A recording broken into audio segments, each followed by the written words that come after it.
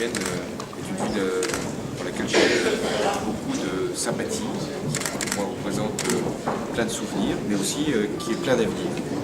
Parce que je considère que cette ville a des potentiels considérables. Lesquels? Notamment sur le plan universitaire, j'attacherai du prix à ce que justement l'université de Saint-Étienne, avec Lyon, puisse être regardée comme une grande université française. Justement, avec Lyon, il y a un projet très politique, c'est la 45, vous attendez peut-être à la question. Oui. Qu'est-ce que vous en pensez, puisque ça va être une décision politique avant tout? Eh bien, toutes les étapes ont été franchies. La déclaration d'utilité publique a été prise. Donc maintenant, il faut lancer le chantier. Je sais qu'il y a un problème pour l'accès à Lyon. Je comprends les élus de l'agglomération de Lyon, notamment Gérard Collomb. Mais dès lors que ce projet a été pensé, réfléchi, décidé, il doit se faire en trouvant les solutions pour arriver jusqu'à Lyon, de manière à ce qu'il n'y ait pas là un point noir qui puisse défavoriser cette agglomération lyonnaise. Mais je serai favorable et je serai donc, en cas de victoire à l'élection présidentielle, décidé à lancer ce projet. Après, c'est un déplacement un petit peu à la rencontre des militants. Pourquoi justement cette volonté de rencontrer les militants ici à Saint-Étienne? Il y a un besoin de remobiliser les troupes? Les troupes sont bien mobilisées, mais je voulais être partout présent où je suis attendu. C'est-à-dire, sur tous les points du territoire, notamment dans les grandes agglomérations comme celle de Saint-Étienne.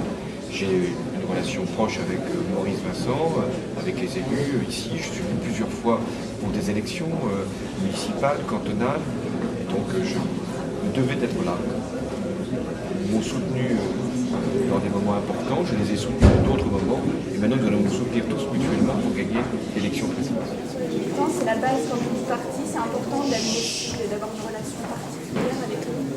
Oui, parce que ces militants ont participé largement à ce qu'on a appelé les primaires citoyennes. Ce sont eux qui vont faire campagne dans le porte-à-porte, qui vont diffuser nos propositions, qui vont être des éléments de lien avec la population. Et ce que je veux, c'est rencontrer aussi, autant qu'il est possible, les Français. Donc je ne perds jamais aucune occasion.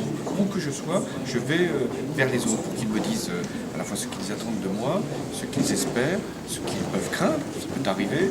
Et en même temps, je veux les mobiliser, les rassembler face à un candidat sortant, puisque maintenant nous en savons un peu plus sur ses intentions, même si nous n'en avons jamais douté, qui divise, qui stigmatise, qui oppose. Moi, je veux être le candidat du rassemblement. Je suis à gauche, je suis socialiste, chacun connaît mes idées, mais je ne veux écarter personne, parce que je considère que c'est ensemble que nous arriverons à redresser le pays, dans la justice. Très bien. Vous parlez d'élus stéphanois et ligériens. Est-ce qu'il y aurait quelqu'un qui ressortirait si d'aventure vous êtes élu, qui pourrait faire partie de votre équipe? Moi, je ne propose pas le gouvernement avant d'en avoir reçu mandat du peuple français. Et je ne fais pas de promesses. Je ne distribue aucun hocher, je laisse ça à d'autres.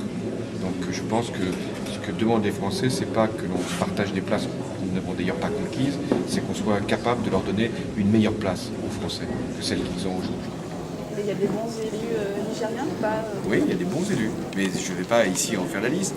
Et il y a aussi de bons élus qui veulent rester élus, qui considèrent que diriger une grande collectivité, ça vaut tous les postes au gouvernement. Et je le crois.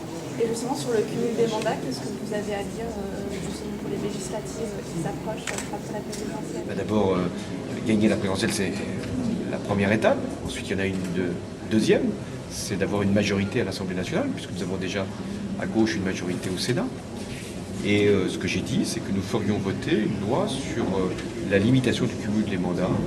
Et elle s'appliquera nécessairement au moment des élections municipales de 2014.